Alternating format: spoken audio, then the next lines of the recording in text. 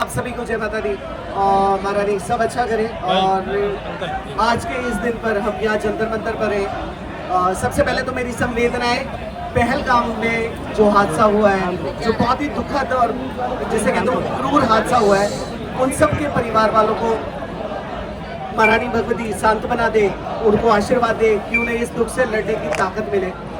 और क्योंकि जिसका बच्चा चला जाता है, जिसके परिवार से कोई चला जाता है, उसका परिवार पूरा बिखर जाता है। और सरकार को ये चाहिए कि उन्हें मदद दे, उनकी आत्मा को वो शांति दे जो वो चाहते हैं, क्योंकि बदला मतलब बदला होना चाहिए, ये सब उनको मिले और आने वाले समय के अंदर ऐसी घटनाएं ना हो और हमारी लापरवाहियाँ कभी भी ना हो और हमारे बच्चे हमेशा स्वस्थ रहें। अब मैं वापस आता हूँ यहाँ पर जंतर मंतर में, हम यहाँ पर आए हैं। यहाँ हम आए हैं, मैं बहुत टाइम से इसके ऊपर बात करता रहा हूँ। 3 दिसंबर 2024 की बात है कि जब मेरा बच्चा, मेरा बेटा, मेरा हर्ष मेरा बेटा जो DLF मोती नगर से गया और उसके बाद वो कॉलेज गया शारदा यूनिवर्सिटी, और शारदा यूनिवर्सिटी नोएडा के अंदर वो पहुंचा।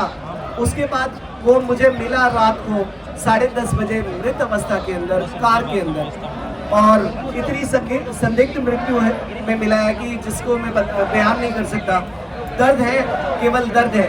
यहाँ मैं सरकार से कोई लड़ने के लिए नहीं आया, मैं किसी से कुछ कहने के लिए नहीं आया, क्योंकि ना मेरी लड़ाई किसी धर्म से है, ना मेरी लड़ाई किसी सरकार से है, ना मेरी लड़ाई किसी व्यक्ति से है। मेरी लड़ाई, मेरी जान केवल और केवल दर्द से है।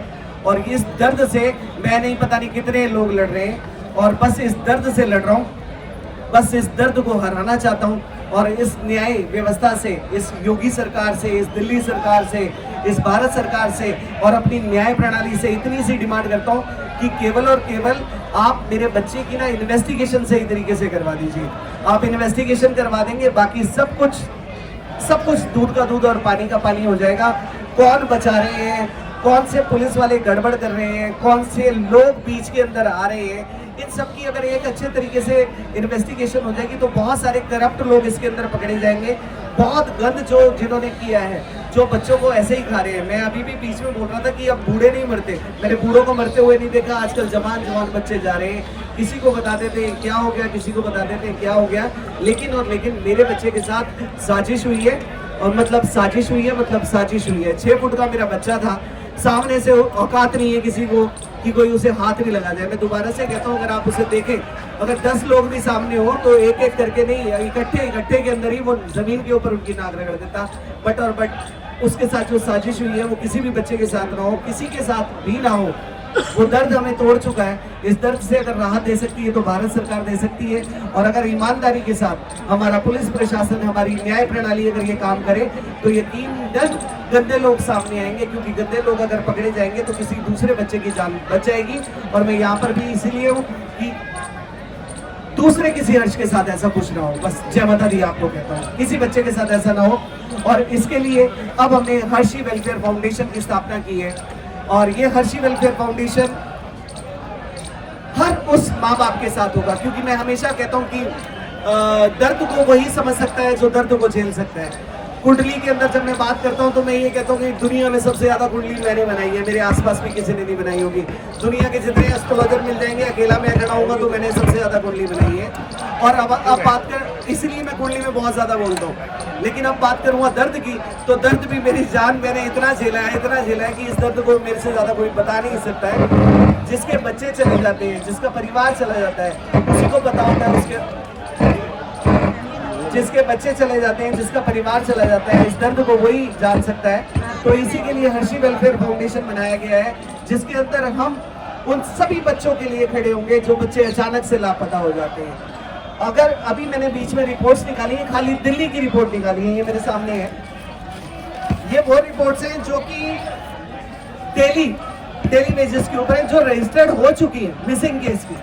आप ट्रस्ट करें कि ऑन एन एवरेज एक दिन के अंदर 20 बच्चे गायब हो रहे हैं, जिनकी रजिस्टर्ड हो रहे हैं। 20 का मतलब केवल चेक करो ना, क्या होगा इसमें कोडलेस होगा।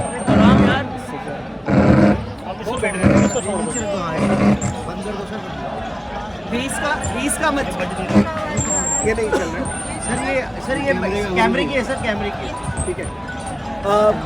20 का मतलब ऑन एन एवरेज अगर मैं चेक कर रहा हूँ तो एक यहाँ पर 20 कंप्लेंट्स आ रही हैं जो कि रजिस्टर्ड हो चुकी है, और जो रजिस्टर्ड नहीं होंगी तो 10 गुना उनको मैं लगा लेता हूँ, तो 200 में लगा के चलता हूँ। तो 200 केसेस जो कि रजिस्टर्ड और अनरजिस्टर्ड है, तो ये रोज के रोज दिल्ली के अंदर हो रहे हैं। और 200 अगर बच्चे अगर गायब हो रहे हैं तो महीने में भाई साहब 6000 बच्चे आपके, मैं गलत तो नहीं कह रहा ना, 6000 बच्चे पता नहीं कहाँ गायब हो रहे हैं, गुमशुदा हो रहे हैं। इनको धरती खा जाती है, आसमान खा जाता है, मुझे नहीं पता।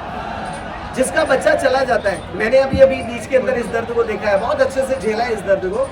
हम आज भी उस दरवाजे से इंतजार कर रहे होते हैं कि हर्ष बाहर निकल कर आएगा, हंसता हुआ आएगा, गाना सुनाएगा, क्योंकि वो मुझे गाना ही सुनाता था, हंसता हुआ रहता था हमेशा।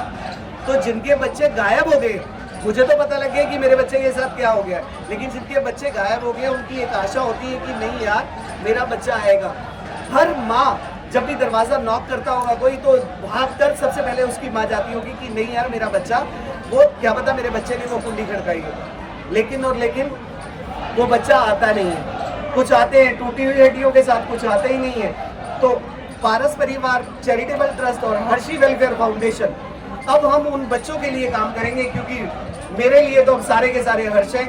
मेरे हर्ष के साथ कुछ भी हो गया, लेकिन मैं दूसरे किसी हर्ष के साथ ऐसा होने नहीं दूंगा। और ये कोई डायलॉग बाजी नहीं है, ये कोई हवाबाजी के अंदर नहीं है। पारस भाई जो बोलता है ना, उसे वो बहुत बखूबी के साथ करता है। जय माता दी।